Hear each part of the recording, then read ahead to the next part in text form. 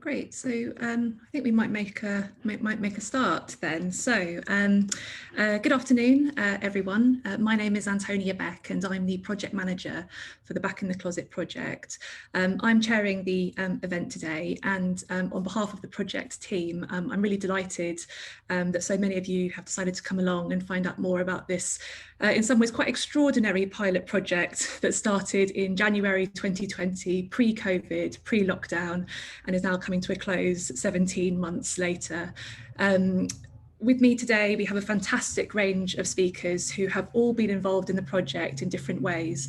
And before I introduce my colleagues, I just wanted to go over a few little bits of housekeeping. I don't know if Amy, you're able to bring up the housekeeping slide. Thank you.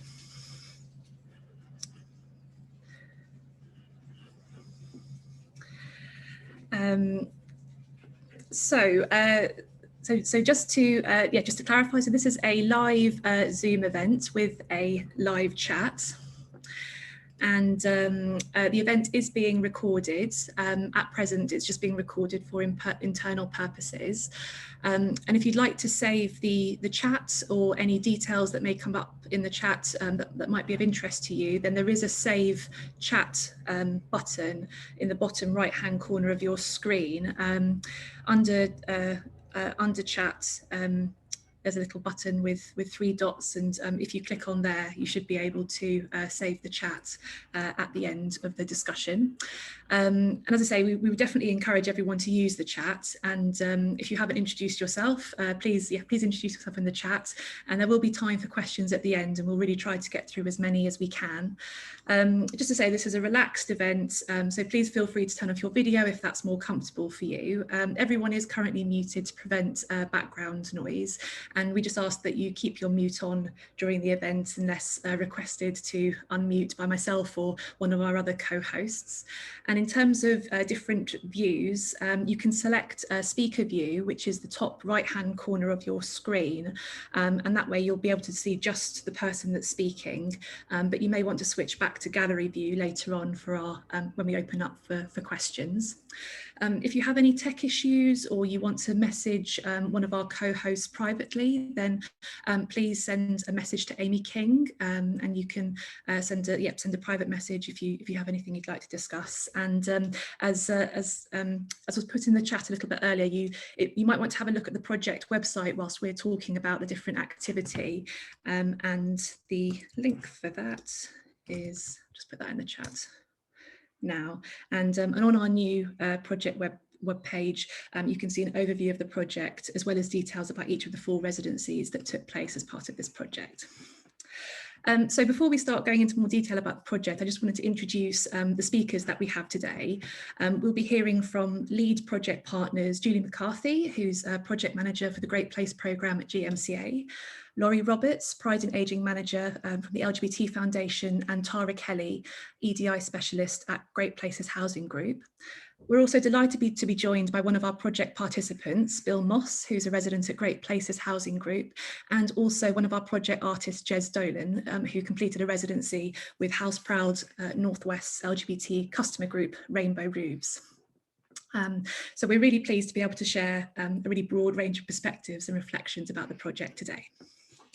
So if we could go to the next slide, please, Amy, just to give you a little bit of an overview about the project. So Back in the Closet is a groundbreaking artist residency project that started in February 2020 and is now being wrapped up in June 2021. One of the key aims of the project was to shed light on LGBT people's experiences of sheltered housing and independent living schemes, looking at how LGBT visibility can be improved in these settings. The project saw 4 artists paired with older people's housing schemes across Greater Manchester to work both with staff and residents to open up discussion on LGBT identities and to find both small and significant changes to make these environments more inclusive. As I've just mentioned, the project started in February 2020 with the intention that all the activity was going to take place in person in the different housing schemes. And by the middle of March, we had just finished a number of planning meetings and we're getting ready for our artists to go into the different housing schemes to start recruiting residents. Then lockdown happened And the way we intended to deliver the project completely changed. And we'll go into more detail about some of the challenges we faced working through lockdown, as well as some of the positive outcomes that emerged from a more remote one-to-one tailored approach. I'm just going to come to our project partners now. And Julie, I just wanted to come to you first. Could you tell us a bit more about why this project was set up?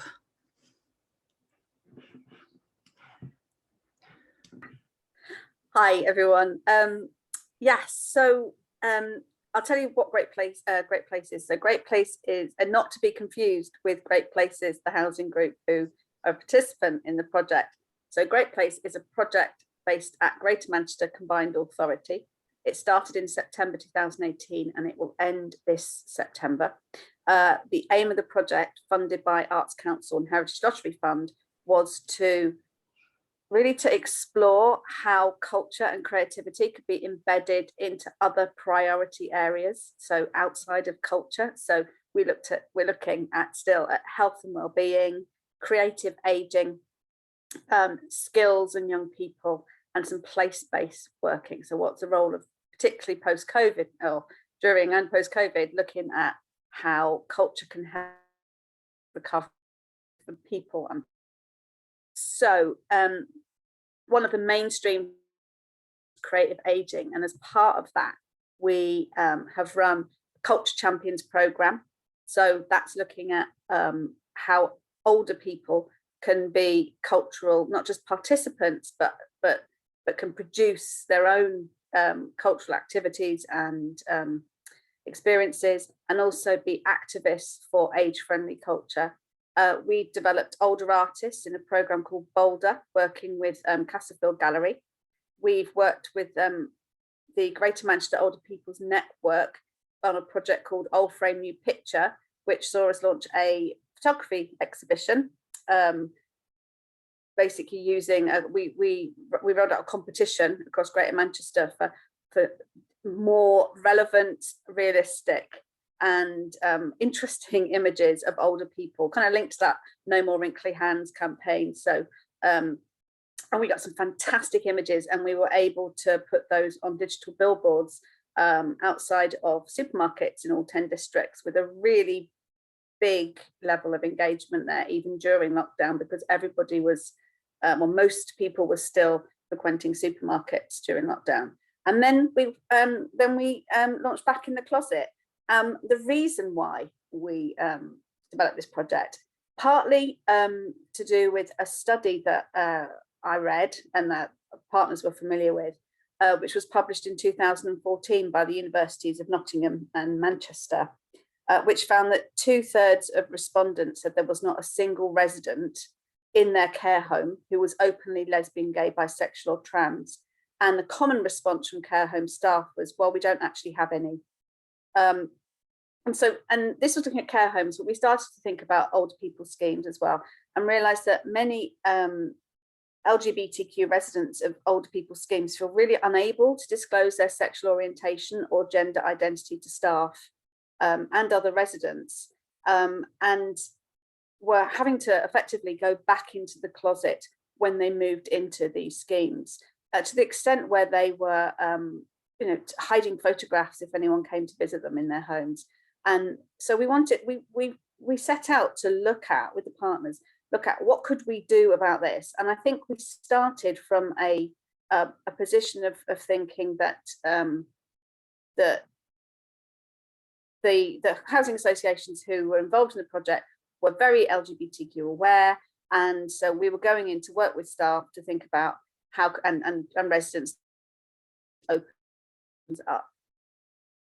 Kind of all I for now, because what we actually found out, I think we come to later.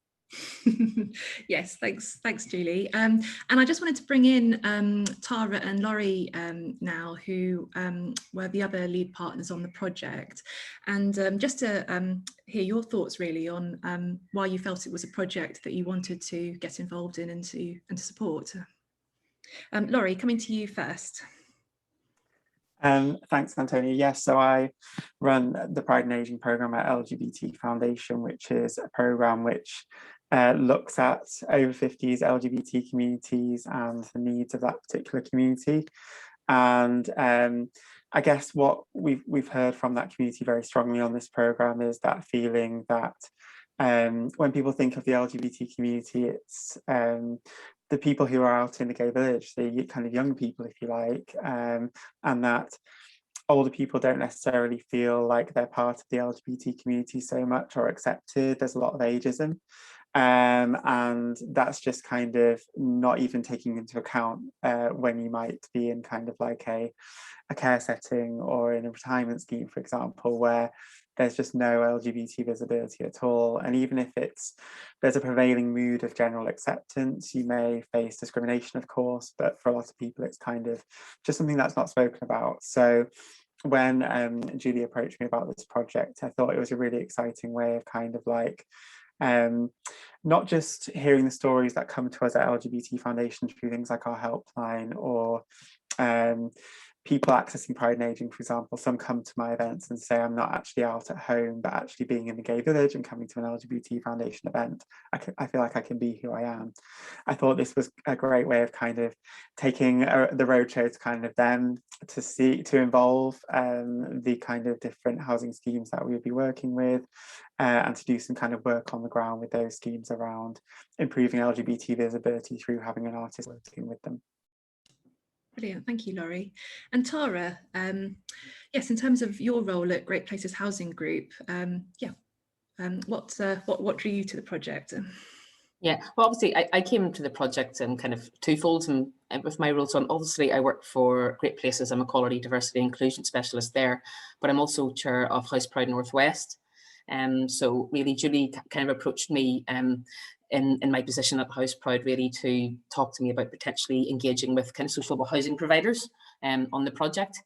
So House Pride is basically, it's a networking forum for people working within the social housing sector. And really the kind of aim of our network is to really share good practice and explore how we can better improve the services that we deliver for LGBTQ plus customers, but also colleagues as well. So we really kind of come together in terms of kind of awareness training and development and anything that we can do in terms of basically providing better services. So Julie approached me age of probably the end of around 2019 about kind of House Pride getting involved in Back in the Closet, and that was really good timing for us because Stonewall Soul Housing had released some research not too long previously to that, really talking about how housing providers needed to kind of better understand the needs of LGBT plus customers, the kind of awareness about kind of the support that customers needed. And House Pride itself had commissioned some research with the University of Surrey called No Place Like Home. And again, a lot of the kind of findings from that was about how residents were feeling really self-isolated, lonely in their communities. Less than half of people who responded said they felt a sense of belonging to where they lived. And also, again, what Julie said about that kind of self-censoring in their home as well. So there was lots of research coming out at the time around, the needs of LGBT plus communities, but also specifically around people moving into retirement housing. So from House Pride's perspective, this was a really good opportunity to kind of engage with a project that we could kind of, in a really innovative way as well, something different in terms of engaging with our customers and also, our colleagues as well in terms of raising awareness about the needs of older LGBT customers. So we were really excited to kind of take up the opportunity. I thought it was a really innovative way to approach it as well. Great.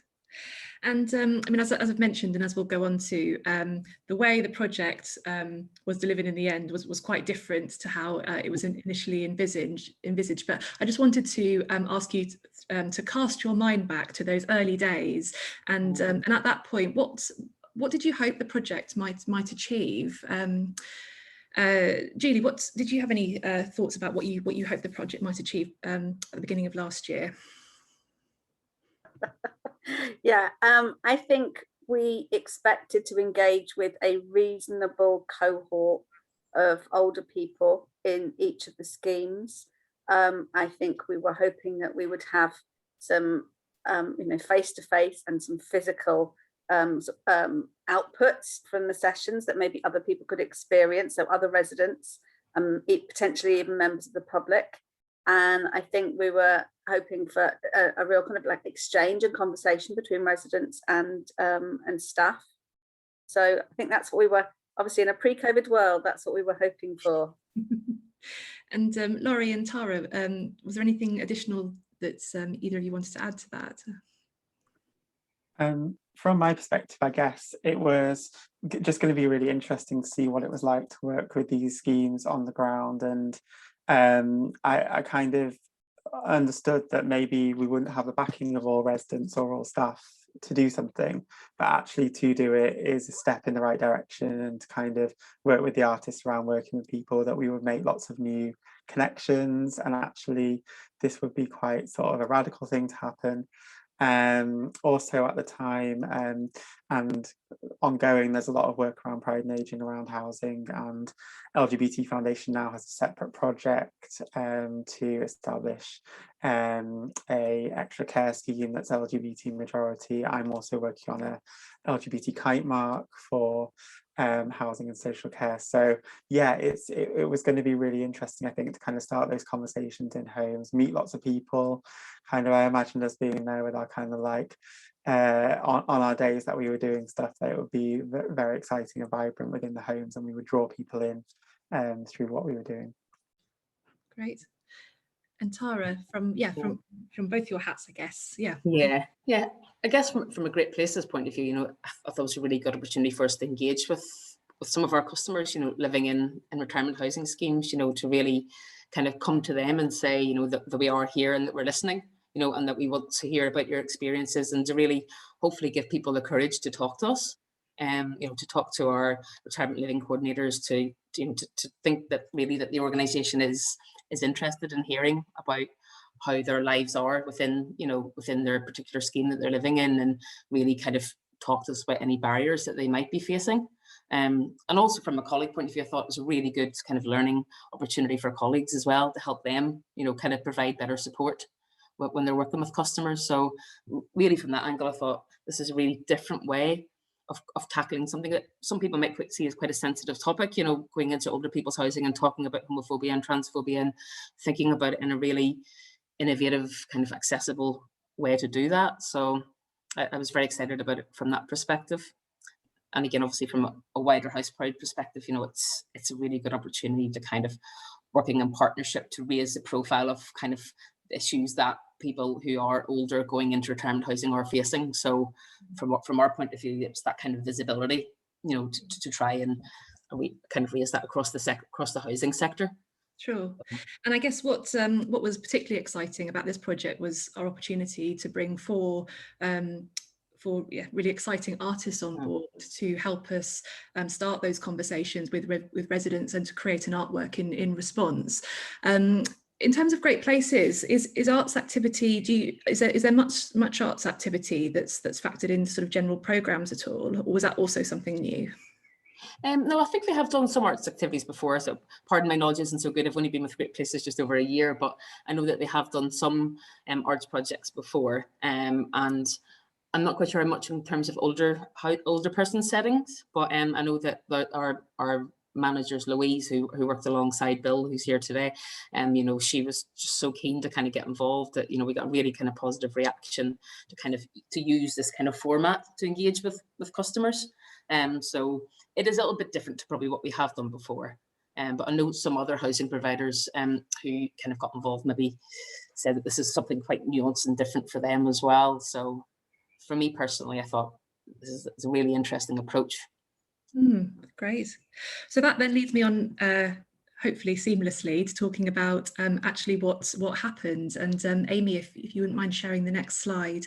So we brought on board 4 artists to take up residence in each of our 4 partner housing schemes, and our 4 artists were paired with a partner scheme, and due to COVID, the collaborations ended up taking place remotely, or were socially distanced due to various restrictions as a result of the pandemic. At the core of the work and the approach was that artists were open to working with both staff and residents at each scheme to co-create an artistic response to their experiences using photography, creative writing, film, installation or performance. And the artists and housing organisations who took part in this project are and I'll just read them out. So we had filmmaker Anna Rosinski, who was in residence with Great Places Housing Group, visual and performance artist Lauren Sager with Calico Homes, visual and multimedia artist Tamsin Forster, who worked with Trafford Housing Trust, and visual and multimedia artist Jez Dolan, who worked with housing schemes represented as part of Rainbow Roofs, which, as we've heard, is the LGBT plus customer group for House Proud Northwest, and this was supported by One Manchester. So, as we've been saying, when lockdown happened, essentially the project had to stop for a period of time as we waited to find out how we might be able to continue delivering this project. We were obviously working at a time where everyone was navigating this really unknown world, including our housing partners, and we had spent quite a bit of time thinking about whether we could reconfigure this project and come back to it with a different approach. You know, would we be able to deliver activity remotely? Could we do it online? Was there some kind of digital engagement? Bearing in mind that many of the residents who live at the different housing schemes are not online. As I say, at this time as well, staff working in the housing schemes also had limited contact with residents, and communal areas in different schemes, such as the lounges where residents might normally socialise, were closed, and ultimately visitors were no longer permitted to go into housing schemes.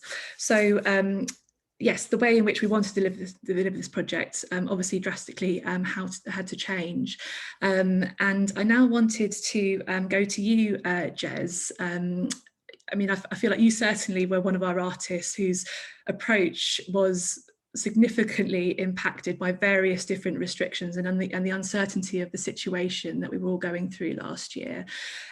Could you tell us a little bit more about how you had to change your approach to this project, and tell us a bit more about the artwork that you ended up creating with Paul, one of the participants from Rainbow Roofs? Hi, thank you. Yeah, I'm a visual artist and theatre maker, and obviously I started off working with one of the housing providers, and boom, everybody's in this completely unprecedented situation, and then we're going to go, it's going to last for 6 weeks. Little did we know. Here we are. So the whole level of trying to cope with all of that was unprecedented. Initially, after a few months of people going, we really don't know what's going on, we don't know what to do. I sent out a set of activities, which outlined a kind of something that people could do at home, which there was no response to, because it said this is for LGBT plus people. And when the kind of housing support people got back to them, said, that's not us, it's not for us, so we're not playing, kind of thing. So that was kind of, well, where do we go from that? So I was then introduced to the Rainbow Roofs group. Predominantly I make work for galleries and museums, or I make theatre and performance work. The theatre and performance work is very collaborative. Obviously, working in my studio, I'm working on my own.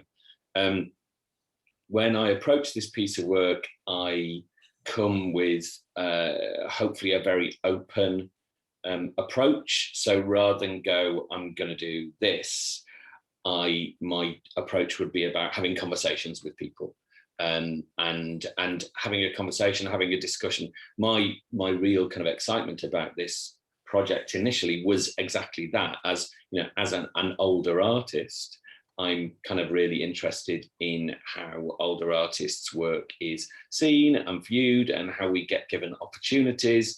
So there was all of that going on. Then I met the Rainbow Roofs group. This was only quite recently.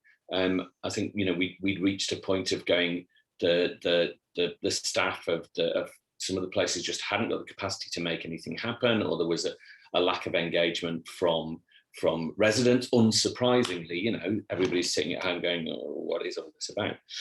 So eventually I have been working with one person who is called Paul, who lives just up the road from me in Whalley Range. And on the Rainbow Roofs Zoom call, this was probably only 2 months ago, maybe, Paul was sitting in his living room with a fantastic painting taking up most of his living room wall. behind him. And I was really intrigued by the painting. It's like, that is fantastic. I really like it. So he said, yeah, well, I'll come and do something. Luckily, he lives down the road. So we went and met up and walked around Alexandra Park in circles for a while. And I just thought, I'm just going to start filming and recording Paul. And it was very open, and I had no kind of aim in mind at the start of our discussions. But Paul brought along his sketchbooks. So a big bag of kind of big A3 sketchbooks, which had drawings and photographs and loads of writing as well. So he gave me his sketchbooks and I came home with them. So after a bit of time looking through his work, Paul is an artist, undoubtedly. He did go to art school quite a long time ago, but for various reasons couldn't finish it. He works with a group called Pool Arts, also based in Manchester, which is a fantastic long-running group working with adults. So I was given Paul's work, and basically I sat down with it and just pulled out images and pieces of text that had an impact on me in whatever way. But I wasn't looking for a narrative or whatever. So once I'd got a lot of text, and then I did the great old-fashioned method of print it out, chop it into little pieces, rearrange it on your table, and see what comes out of it. So that was then, that the decision to turn this into a film.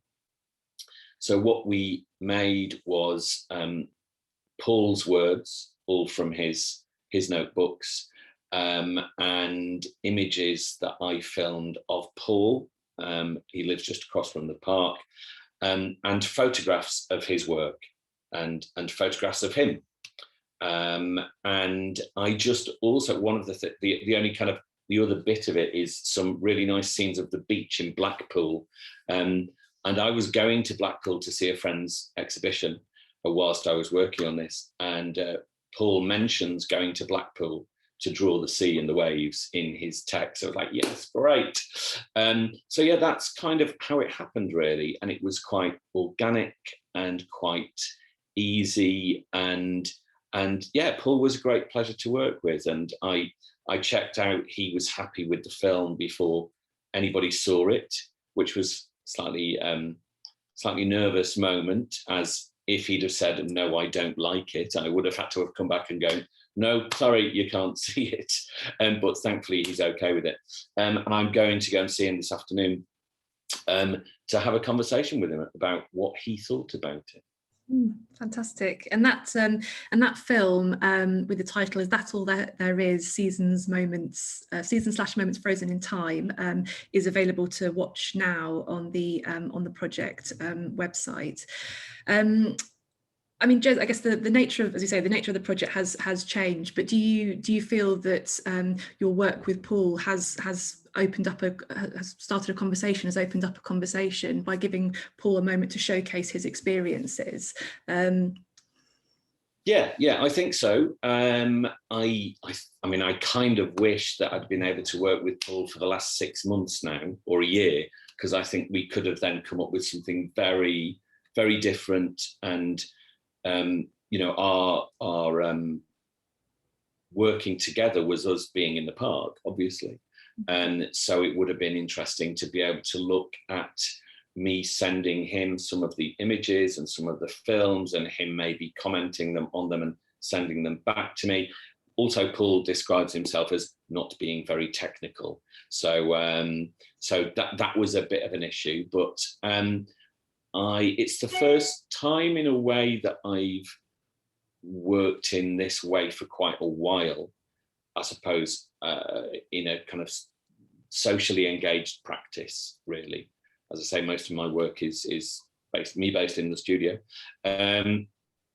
So yeah, I suppose my response to the material and our kind of process was specifically what I might make. And it would have been great to have Paul more able to be more engaged in what finally came out. But yeah, I mean, I think given if we'd have met 6 months ago, something very, very different would have come out. And do you think the film, do you think it might be a useful tool for Paul? You know, I guess if Paul wants to start conversations, or if the housing scheme that Paul currently lives in wants to, do you think it might be an interesting resource for people to draw on? I hope so. I hope people watch it and enjoy it rather than anything else.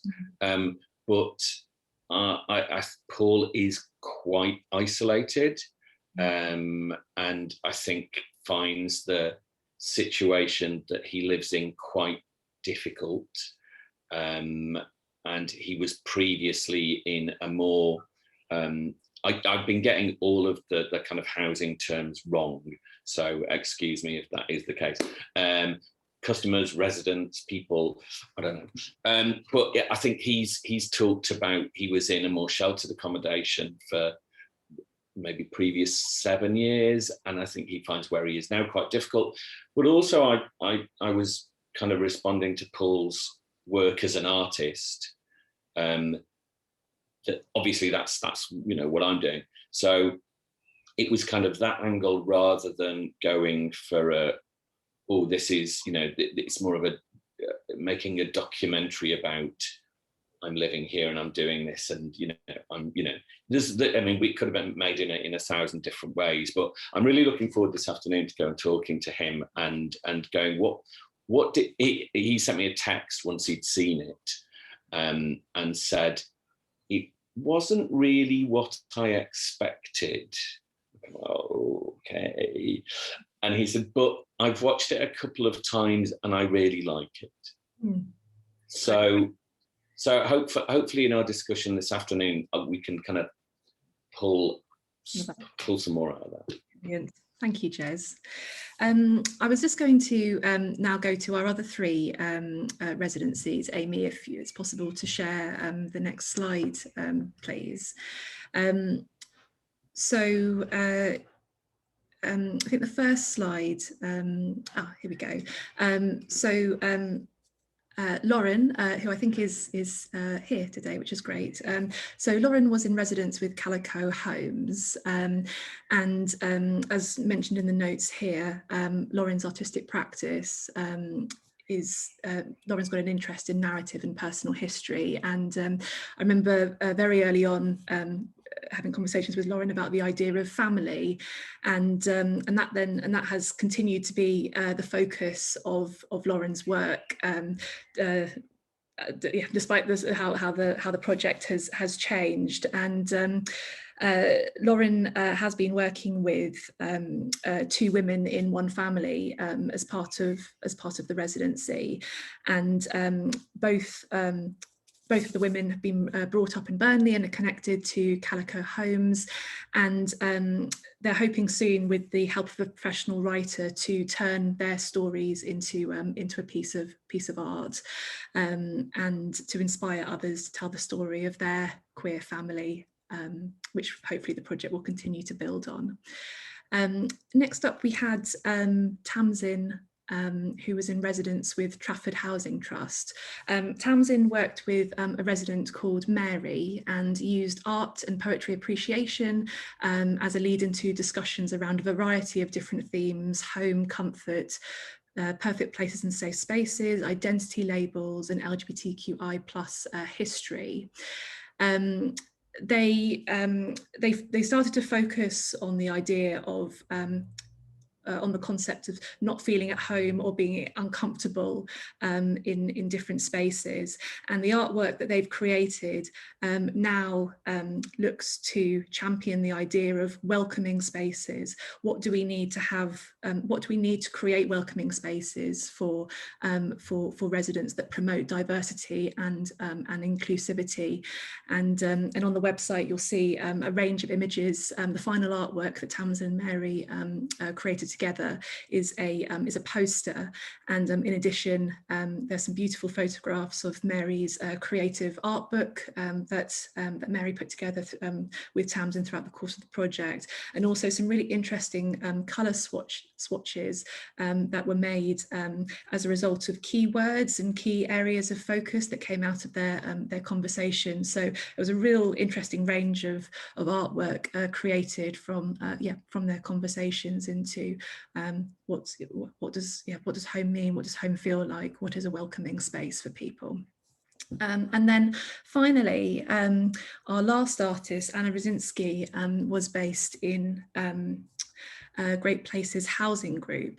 And Anna worked with 2 residents in one of the housing schemes to create some films, some audiovisual work, which were created under an umbrella title called On Hold. And again, the 2 films are on the project website for you to watch. But all the works and the conversations that took place between Anna and the 2 residents all happened via telephone conversation. And as a result, the artwork that's being created was made in response to the situation of shielding in housing schemes at the time, and responding to very much how the residents were feeling. And I'd like to just bring Bill Moss now into the conversation. So Bill is a resident at Great Places Housing Group, and made the film with Anna called Lifesolation, which is an absolutely brilliant film. Wonderful photographs that Bill took, and also the story, Bill, as well. How was it working with solely over the phone?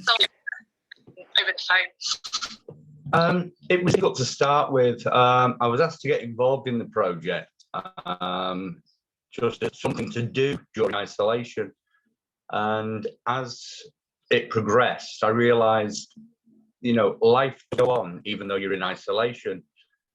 And Anna asked me to come up with a title, and I thought, well, life and isolation, lifesolation. It went on about the pandemic that we're going through, and me growing up in the 80s and 90s, living through the pandemic, and how it sort of brought back a lot of memories for me about having to do things differently. It got quite emotional because it brought a lot of memories, because I lost my partner in 91 due to my first pandemic, as I call it. But it was the fact that we were able to actually put this piece together without actually meeting. Anna sent me a little disposable camera. I went out and I took some photographs. And one of the things that we actually realised when we had the photos developed, there isn't a single person in the shot. And it's a public area, main road, a wooded area, public paths, and there was no one around when I was taking these photos. And it was actually a pleasure to do it. And I just can't wait for the day that I'll be able to sit down with Anna and have a coffee or just discuss what we created together. Yes, And that's about it. Yeah, I remember Anna saying the time you met was on a Zoom call after you'd finished making the work together. And, yes, what a joy it was to see you and put a face to the voice. Yeah. Yeah, when I sent the camera back to Anna and she developed the photos, she actually sent me a photo of herself, saying, "This is me." This was before we did the Zoom call, so I did know what she looked like. And we'd had many, many hours of conversations on the phone. And we're going to come to this shortly in terms of learning, but I think one of the things that Anna felt was actually this remote approach, these intimate conversations over the phone. It meant that perhaps the conversations you had were bigger. They that relationship you built, that connection happened perhaps more quickly than had it been a weekly session in person. Is that something that you felt at all?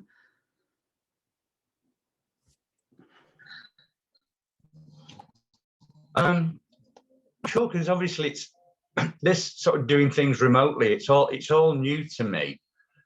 I'm personally one of these people. I'd like to actually sit down face to face with people and discuss and see how it's that way. But doing it this way was different. But Anna and I connected from the first telephone conversation, so it wasn't difficult at all to actually put our ideas together about what we wanted to create. I think it worked. And do you have a sense of what the response has been like to the film? I mean, I might bring Tara back into the conversation now, but how do you have you felt sort of much response to the film from other residents or staff? I've had some feedback about it, very little, because the majority of the people here, it wouldn't be something that they would be interested in looking at. But the feedback has been positive. It sort of opens up stories to pandemics and living in isolation and living as a mature member of the LGBT community as well, about what we are actually going through. When I first moved in here, I wasn't out, but I didn't hide that. A conversation was happening in the lounge and it went on about queers and puffs. And I actually turned around and said, right, can we start the conversation right now? You're a proud gay man. And the guys that were talking were really apologetic. And since then, there's only ever been one other incident where I was called a rather disgusting name.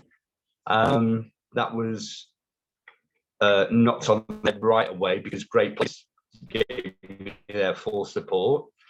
I also got the club and reported it as a hate crime because I'm not going to stand for that now at my age when I wouldn't stand for it when I was younger. And Tara, I think from what I've seen, Bill's film and actually the other film as well, they've certainly had an impact in terms of staff and the work that you're doing internally at Great Places. Could you talk a little bit more about what's happened since those films have been released? Yeah, definitely. Yeah, we showed both the films. We had a special event for colleagues to kind of launch the films internally at Great Places. So we held an online event and invited Bill along as well to come and talk about his experiences. And we had quite a lot of colleagues kind of come along to that session, including our chief executive. And we showed the film. So we showed Bill's film, and then we showed the film by our customer who wanted to remain anonymous. And then we had some conversations afterwards about kind of why we got involved in the project. We invited Bill to talk a bit about his experiences of it, and particularly his experiences about living, in a Great Places retirement housing scheme. And really, we just kind of got some kind of conversations going from there. And I got some amazing feedback after that session from colleagues, in terms of, just kind of people who hadn't really thought before about what it might be like for somebody who's gay moving into retirement housing, and how that, how they may have to think about, potentially hiding their identity, about feeling unsafe or unsure about, being able to talk to other people. Like luckily Bill is, clearly he's very kind of a very out and proud gay man, and he was very keen and confident to stand up for himself, which is brilliant. And I'll be honest, from my point of view, I felt really assured that when things did happen, that we as an organization responded well to that. But obviously, we don't want to see that happening in future either. So for colleagues to kind of get that chance to watch those films and talk to Bill, it really kind of it created that kind of awareness in a way that was much more kind of personal, and kind of having that kind of empathy and understanding. And I think, Bill, especially when you mentioned there, and sorry, Bill, I know your connection's not great at the minute, but we can hear what you're saying. When you kind of related the pandemic to your life experiences back in the 80s as well, kind of during the AIDS epidemic as well, and people really kind of probably not thinking about it in that perspective before, and kind of what people have gone through in their lives, and the challenges that they've had to be who they are and to be accepted for who they are. And we had some fantastic conversations with colleagues around that, and I'll be honest, there was a few teary eyes by the end of that session. It really did hit home, and afterwards I had many colleagues come forward to me to say, thank you so much for kind of arranging that session, and thanks to Bill as well, because it was a really interesting and new way of kind of raising those conversations rather than just traditional, awareness training sessions where you sit in a room and go through slides, really hearing people's personal experiences and kind of what it means to them. It's really important. So from my point of view, it's been really invaluable, the project, and it's really great to kind of link in with Bill and some other customers as well from it as well. It can be nothing but good in the future. So yeah, it's been great. Thank you both.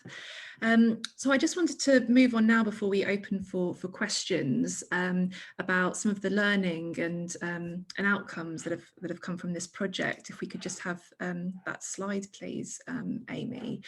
I'm going to sort of bring everyone to some degree back into this to this last section, but on the slide we have some reflections from our artists about things that they certainly learned as artists in residence during this project, and they've offered some suggestions as well on ways in which housing schemes might be able to create even more welcoming spaces for residents and encourage inclusivity, diversity, and visibility for people. I just wanted to come back to you, Jez, if that's all right. Just to start before I go back to our project partners. What's I guess do you feel that there are things that have sort of been highlighted for you as part of this project in terms of what still needs to be done? I know, as you mentioned earlier on about there were some schemes who obviously were dealing with the pressures of the pandemic, but also perhaps didn't feel confident, 100% confident, and even in sometimes broaching some of those conversations. I just wondered if you had any thoughts about that from your experience. Yeah, I think, certainly, one of the housing schemes that I worked with had said, throughout that, and this was kind of, almost a year in, they'd said that there was so little response to the staff trying to provide activities for residents, of people just not wanting to engage. And, yes, we're living in these kind of extraordinary times, but I wonder how much that is. I don't know. I think that's an interesting idea of like, why aren't people wanting to do stuff? You just think, they're just bored and fed up of being on their own. Or maybe that's just all too much, and it's like, I'm just going to retreat into my own shell.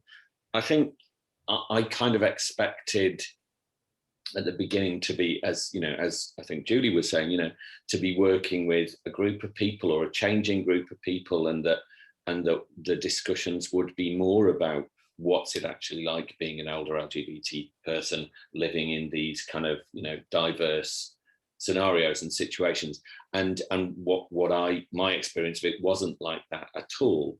I also think that as a model of making work with people, between artists and LGBT people in housing schemes, I think this is like the tiniest little starting point, and so much work needs to be done to give people a voice, really, and I suspect in lots of ways, certainly, from the experience of talking to Paul, he is very isolated. And I think even, isolated, well, I know, isolated from the people who he's living in the same place as, who view him in a certain way, And yeah, it's I think the work that we can do could be incredibly beneficial, incredibly positive about giving people a voice. But yeah, this is a starting point, and we could do a huge amount. Great, thank you, Jez.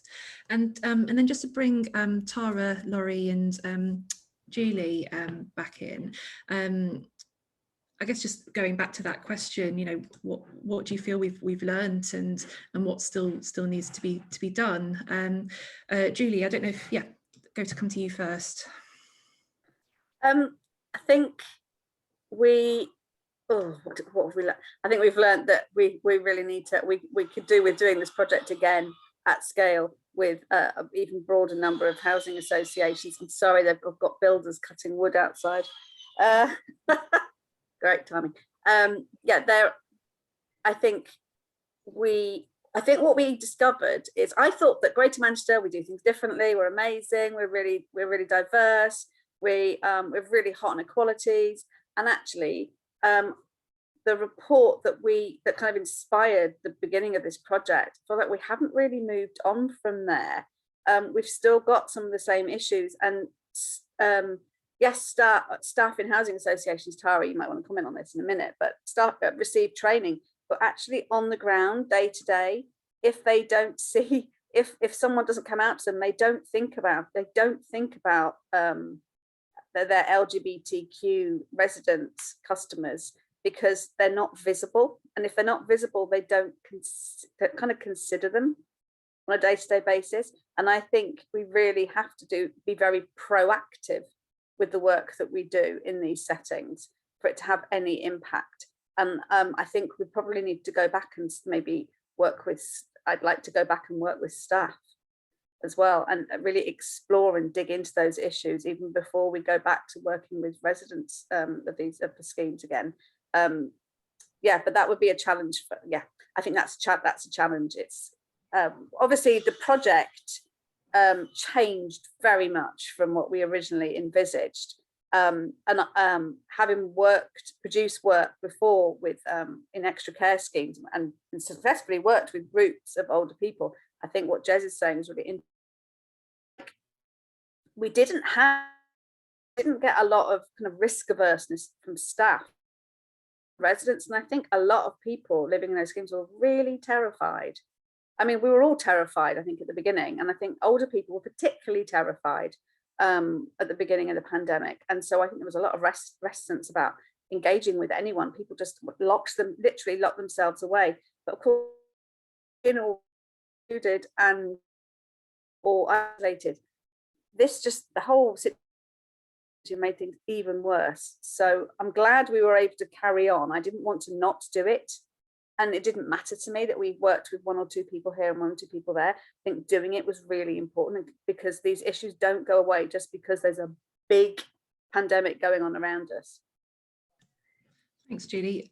Tara, did you want to add anything in there with, I know Julie mentioned particularly around, staff training and things like that. So.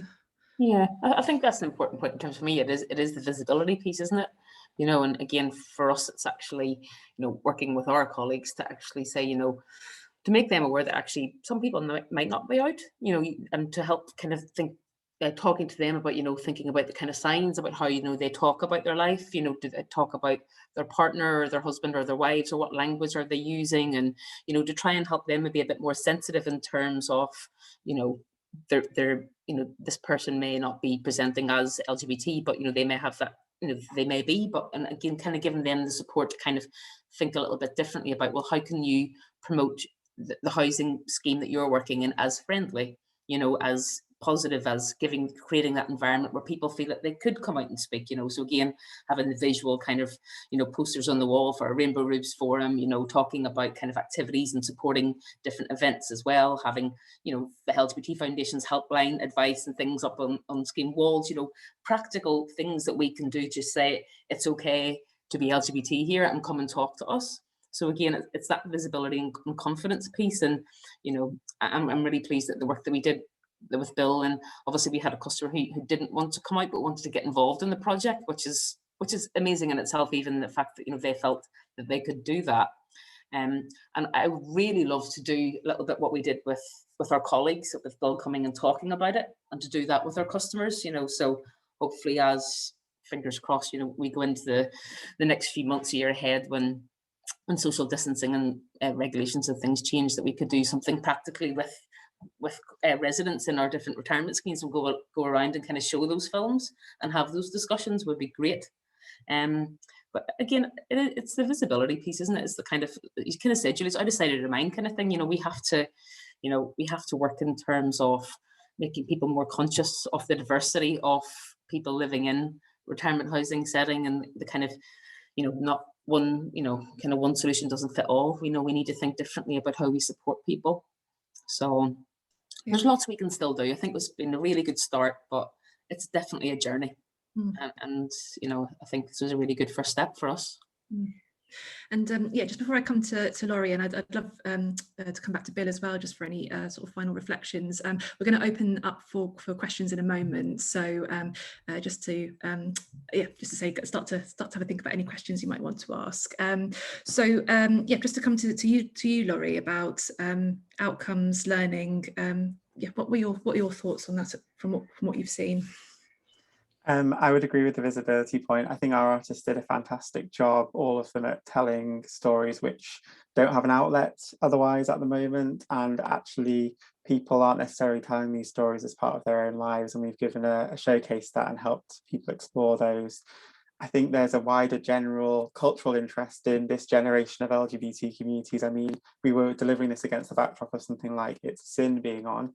But people are interested in the past rather than the present, and I think these people need to be heard now, both within the LGBT community and within schemes wherever they're living. I think the importance for that on an individual is just absolutely huge, and it's somebody's own self-worth, somebody's own mental health and general health and well-being, to be heard, to be able to be who you are, and the thought that anyone would have to go back into the closet, I hope that sends kind of a chill down everyone's spine, because it's really worrying that we're in 2021 and that could still be the situation for some people. But for a lot of people, being able to be who they are and out to care staff, that means that they can bring their whole world to them, and they can have relationships, and they can, particularly when we move into areas like end-of-life care and things like that, that's when you really, really need your chosen family, if that's who you have. They need to be around you, or whether it be kind of relationships, or whether it be a trans person who is managing their transition and actually dementia is affecting that, for example.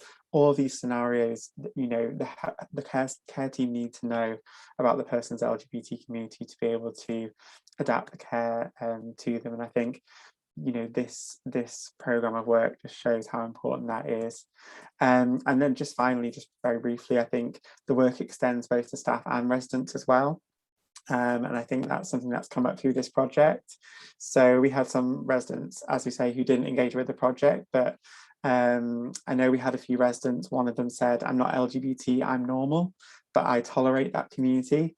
And for the artists dealing with that, they did that extremely well and professionally, but it just shows how who you're living with as well, in terms of the residents around you, they need a greater understanding as well. So I'd like to see any training packages that are rolled out to kind of across homes and to staff. Actually, I think we need to include residents as well in these conversations as well. Thank you, Laurie. And finally, Bill, as a resident at a Greater Manchester housing scheme, is there anything that you feel learning that's come out of it, and what do you think still needs to be done? I think there should be, as Tara said, something more visual for residents. We have notice boards downstairs here, but there's nothing about LGBTQ communities on it, or about any support on those boards. Whether it's because I'm the only sort of member of the LGBTQ community that lives here, but that shouldn't be an issue. The information should be there for everybody, in case people have got friends, family who are scared of coming out I've always said I kicked the doors off that closet many, many years ago, and then not going back on for anybody. But I think that a more visual support where people can say, oh, hang on, there is to probably talk to somebody in private, but there isn't any of that here. And I think that's what you need in sort of places like this, to show that the support is there. Great, thank you. So I think we'll now open for any questions. I mean, please feel free to write questions in the chat, or if you'd like to ask a question directly to our panel, then you could click raise hand. That's right, and we'll come to you. But yes, any questions, any comments, any reflections on what you've heard?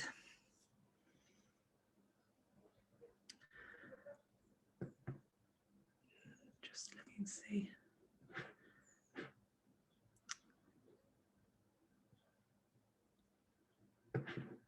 Oh, yep, we've got one hand up. Would you like to unmute yourself and ask your question? Thank you.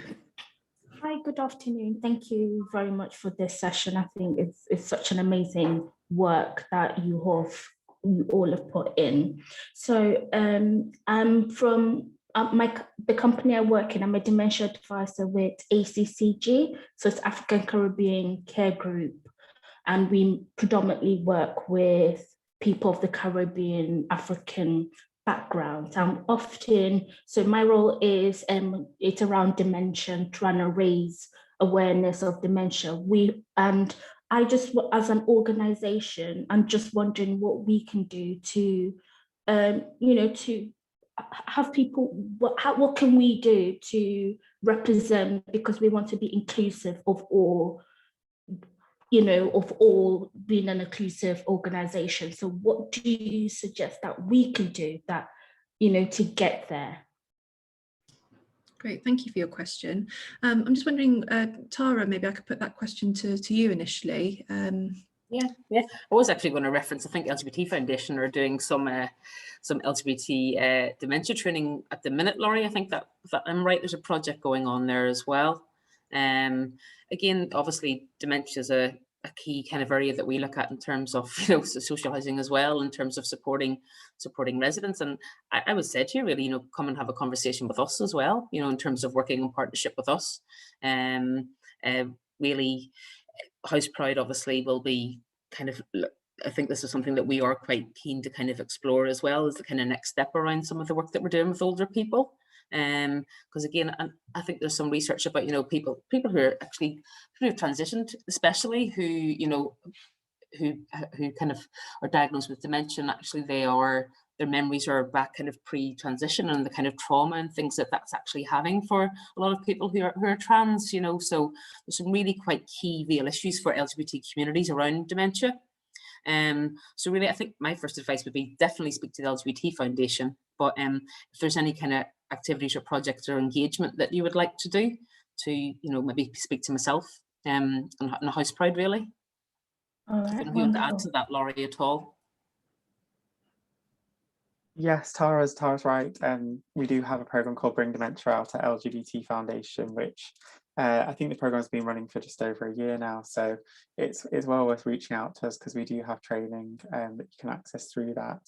I think Tara's right that, particularly concerned about trans people who, that all their effort and, the kind of, it's a huge achievement to go through a transition and achieve the gender identity that you want to live as, truly. So we don't want dementia to affect that. And actually, the earlier on that you can have those conversations to kind of set up some of these care and kind of make sure that everything's in place for them, it's really, really important. But I think that there's a lot of things that you could pick up on that we've learned about through this project as well, because I think it really starts from the moment you first meet somebody, the way in which the language is, the way in which your staff approach somebody with an open mind to what their kind of sexual orientation or gender identity might be. So certainly reach out to us and we can have the discussions around accessing training, etc.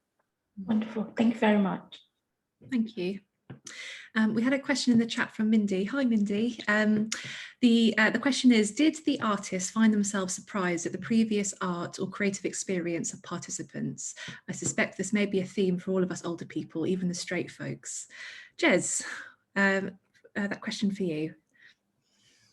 Yeah, as I said earlier, when I first met Paul through the Rainbow Roofs Zoom, he had this fantastic painting on the wall. And so that was my inroad into working with him. And he was really kind in and open in sharing his work, which was fantastic. He did go to art school a long time ago when he was younger, and he hasn't been able to go. So one of the things that came up in our conversations was, couldn't you go and do that now? Couldn't you go back to art school? He's younger than me, so he's still young, obviously. But he can't do it because it would affect his benefits, and you can't do an undergraduate degree part-time, unfortunately, anymore. And I think the whole thing of him getting back into that kind of arts education would be just too complicated. Pool Arts, who Paul does regular sessions with, work with people who've experienced mental health problems and are experiencing mental health problems, give some of those people a voice and a way out. But I think something like, extending the scale of this project could be a fantastic way of extending people's, showing their work and showing their voice. I'm slight plugging of a photograph over there. I'm working on a theatre show at the moment, which should have happened last April, like almost everything. But it's going to happen at Bury Met at some point in September. And I've got a really good relationship with Bury Art Gallery. And so they're going to be showing some of my work, and we're going to be doing some workshops with some of the people that Bury engage with. So we might be showing the film at Bury Art Museum at some point this September, which will be another fantastic outcome. And if that does happen, it'd be a great moment to get Paul over there and go, look, here's your film really big on a wall in an art gallery, and that's a nice kind of, yeah, I'm an actual proper artist. Thank you very much. And how about yourself, Bill? Did you do any sort of creative projects before working with Anna? Is it something you'd be interested in doing again? I used to draw a lot when I was younger, but I did that for myself. Doing this project with Anna has opened my eyes a little bit as to things that you can create, even remotely. And yeah, I'd definitely be involved in doing more stuff and creating more projects for people to actually enjoy and view. Fantastic. And you probably should also say that we were able to showcase the two films that, the one film that Anna and Bill made, and then the other film with the other residents as part of an event with Home earlier this year. And we had a fantastic audience for that, I think about 70 people. So it was great to be able to showcase that work with a different audience. Can I just say something very quickly? So I'll put in the chat a link to one of the news items about the Boulder programme at Castlefield Gallery. So this isn't LGBT specific, but we're on the second cohort now of in quite an intensive professional development programme for artists over 50 in Greater Manchester. And Castlefield are really committed to carrying this programme forward. So for each cohort, we've had 10 artists who are professional standard, but they're not necessarily practicing as professional artists, not necessarily earning money from it. And we've had artists working with us who have studied at art college, but then had to stop because they needed to get a proper job and have ended up with caring responsibilities. We had someone who really wanted to go to art school, but his parents wouldn't let him, and he ended up being a builder and laying roads. And then I think he got made redundant and used his redundancy to study art. So with a huge amount of people with different pathways in later life, starting to work as professional visual artists in this case. And I think there's so much untapped talent in artists who are over 50 who haven't necessarily had the opportunities and the moments to explore their own creativity and to also make a living from their work. And so I think it's really important that, as well as working with our residents in housing associations, we're also looking at those older people who are professional practicing artists who have got a huge amount to contribute. So I think it's taking a kind of holistic approach. So I've put a link to the Castlefield Gallery programme in the chat. Thanks, Julie. We've got a hand up from Bob. Hi, Bob. Do you want to unmute yourself and ask your question? Yeah, just following on from Julie, really. I mean, this is a fantastic project. And I'm working with, as Laurie mentioned earlier, working with the LGBT Foundation on the LGBT Extra Care Scheme, which is going to be built in Whalley Range. And just thinking, I mean, we're just thinking about design at the moment, so it's very early days, but we will begin to talk about interior design and artwork and, things that we'll want to be posted on the walls in the communal areas. And this is inspiring. I mean, we could be using older LGBT people to actually develop artwork inside and outside in the property. So it'd be really good to build on this, and not just for the extra care scheme, but maybe in other community spaces. I don't know, and as Tara was saying, in housing organizations and things like that, it's a great way. And maybe, talking to Jez and others, in the early stages, how do we build in LGBT older people's experiences in murals and artwork and sculpture and things like that?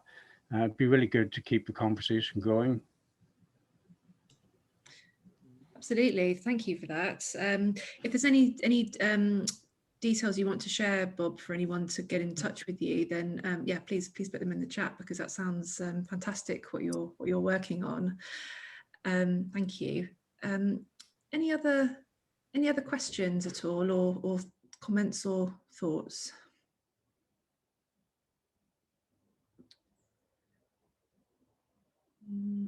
No, I don't think I've missed anyone. Oh, Jez, go for it. Sorry, that was my actual hand, not my pretend hand thing. It was, I don't really know how to do it. Just a suggestion for Bob is I worked on a project called Art B&B in Blackpool a couple of years ago, which is a fully functional Blackpool bed and breakfast. But something like 20 artists were commissioned. It's a slightly different model from what you're talking about, but 20 artists were commissioned to make rooms or make spaces or make wallpaper or whatever. And it might have a look at that on their website. They've got pages of all the different artists who made work. I made the LGBT room, unsurprisingly, but I made wallpaper and fabric and all that kind of stuff. But it's an interesting model how you might approach developing a space working with artists. Great, thanks, Jez. Yes, there's some beautiful rooms at the Art B&B. I remember having a look at them on the website. They're stunning. Great. Oh, thanks, Julie. That's brilliant. Great. Well, if there's no more questions then, Amy, could you bring up the last slide with the various links and things, please? Just leaves me to say thank you so much to all our speakers today. Considering this project, which was supposed to be a 6-month project, turned into 17 months. It's just so wonderful actually to now be able to talk about what happened, what we did, what we achieved together.